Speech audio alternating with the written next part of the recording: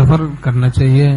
سافروا تصحوا، حدیث شریف میں سفر کرو صحت حاصل کرو، لیکن سفر بیکار خامخواہ فضول لغو سفر نہ ہو، دینی ہو. چونکہ سفر تو سفر ہے، اس میں بہت ساری چیزوں میں خلل پڑتا ہے. جن میں تقوی کم ہوتا ہے، بے ضرورت سفر کرتے ہیں تو ان کے بعض اوقات فرائض میں بھی کوتاہی شروع ہو جاتی ہے. نماز میں پردے میں بے ضرورت سفر کر رہی ہیں خواتین تو پردے میں خلل پڑتا ہے، کتنے جناب نمازوں میں خلل پڑ جاتا ہے. تو جو تقوی والے ہوتے ہیں تو وہ پھر اہتمام سے تکلیف اٹھا کے خدا پر مرتے مٹتے رہتے ہیں. ان سے ملنے کا بہانہ چاہیے. اصل میں تو جو عارفین ہیں ان کا ذوق ہوتا ہے کہ کوئی بہانہ ملے گہری یاد کا تو ہم اس کو غنیمت سمجھیں. ہر گہری یاد کے موقع کو غنیمت سمجھنا چاہیے.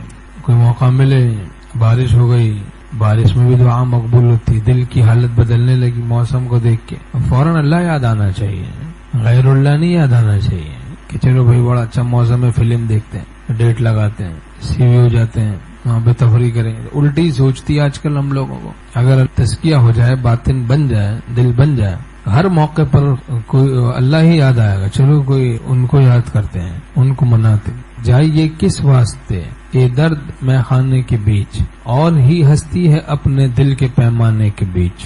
تو فضول گھومنا پھرنا علامت ہے کہ باطن کورا ہے، ورنہ تعلق مع اللہ ہوتا تو یہ حال ہوتا. خدا کی یاد میں بیٹھے جو سب سے بے غرض ہو کر، تو اپنا بوریا بھی پھر ہمیں تخت سلیمہ تھا.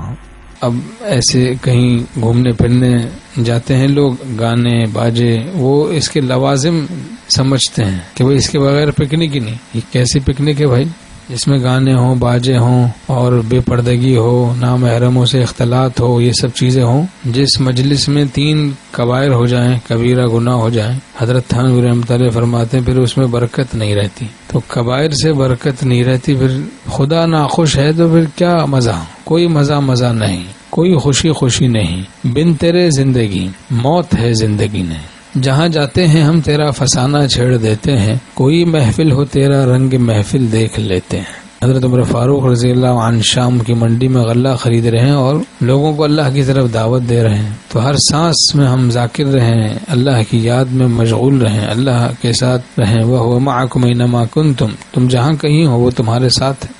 اپنے گھروں میں دعوتیں اس طرح سے نہ رکھیں جس میں نامحرموں کے ساتھ اختلاط ہو، تو ورنہ یہ ساری نعمتوں کے ٹاٹ میں گناہ کرنا آگ لگانا ہے. گناہ کرنا نعمتوں کے ٹاٹ میں آگ لگانا ہے. حضرت حکیم الامت مولانا شبلی صاحب تھانوی رحمۃ اللہ فرماتے ہیں اگر تعلق مع اللہ دل میں ہو تو پھر سکون کے حصول کے لیے ادھر ادھر جانے کی ضرورت نہیں ہوتی. صاحب تعلق مع اللہ کو سکون کے حصول کے لیے ادھر ادھر بھٹکنے کی ضرورت نہیں رہتی. بس دل کے آئینے میں ہے تصویر یار، جب ذرا گردن جھکائی دیکھ لی. وَهُوَ مَعَكُمْ أَيْنَمَا كُنْتُمْ، تم جہاں کہیں ہو وہ تمہارے ساتھ ہے، ہر جگہ ہے وہ مالک محبوب.